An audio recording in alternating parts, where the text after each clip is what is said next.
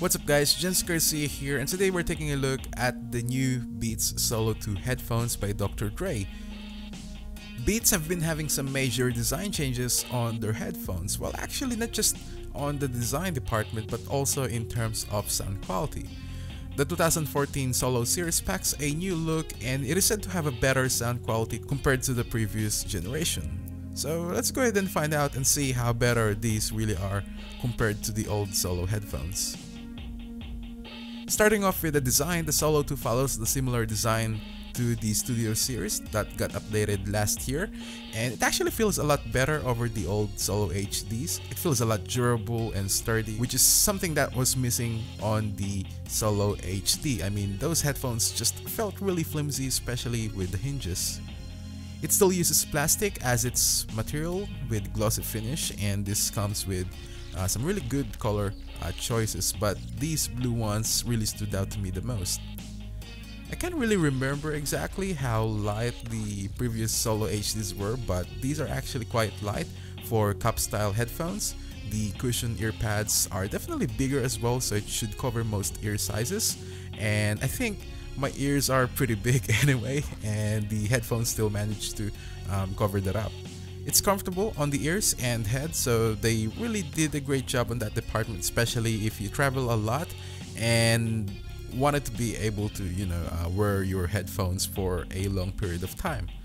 Speaking of traveling, these are still foldable, so it's always easy to carry around, and since it comes with free carrying case, things will be a lot easier for you.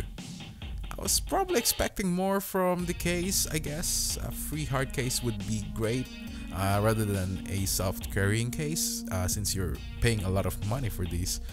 But overall, they've done a really good job with the packaging of these headphones.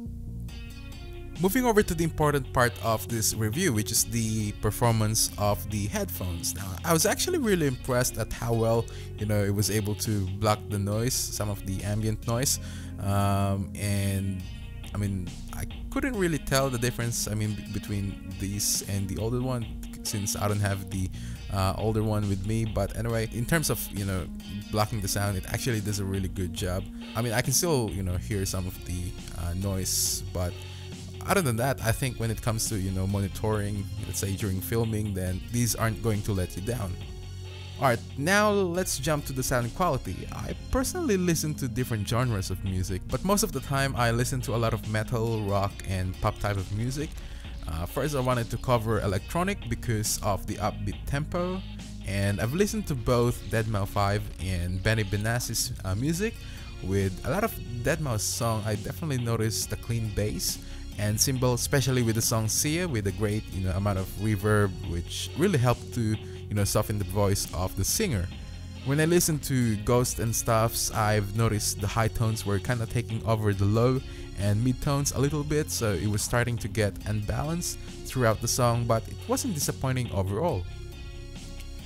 Now moving over to the rock department, Steve Vai is actually one of my favorite musicians, so I listen to a lot of his music, and I didn't have an issue hearing the instrumentals that are backing up the electric guitar, although I found the headphones lacking of that dynamic range or depth, so the live album that I was listening to didn't feel like it was recorded live due to lack of that. However, on the other hand, distortion and overdrive were very clear.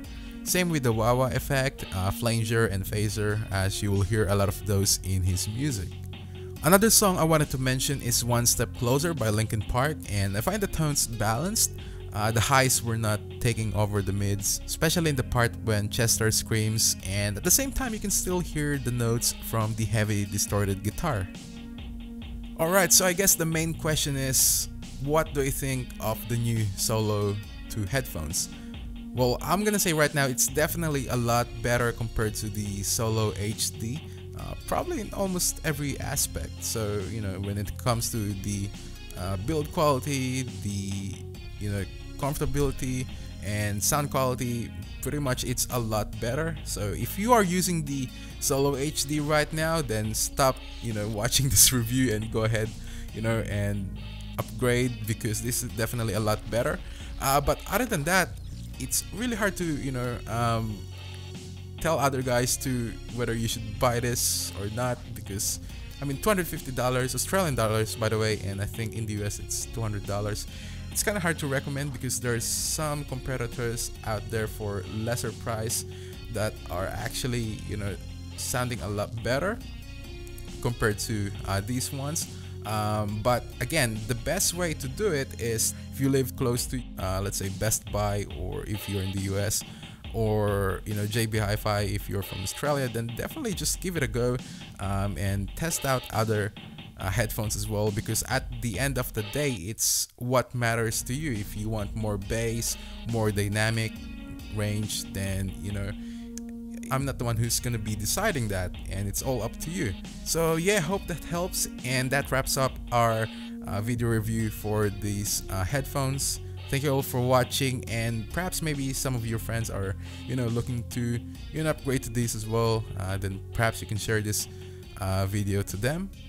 Thank you all for watching. I'm Jens Garcia, and I'll see you all in the next one.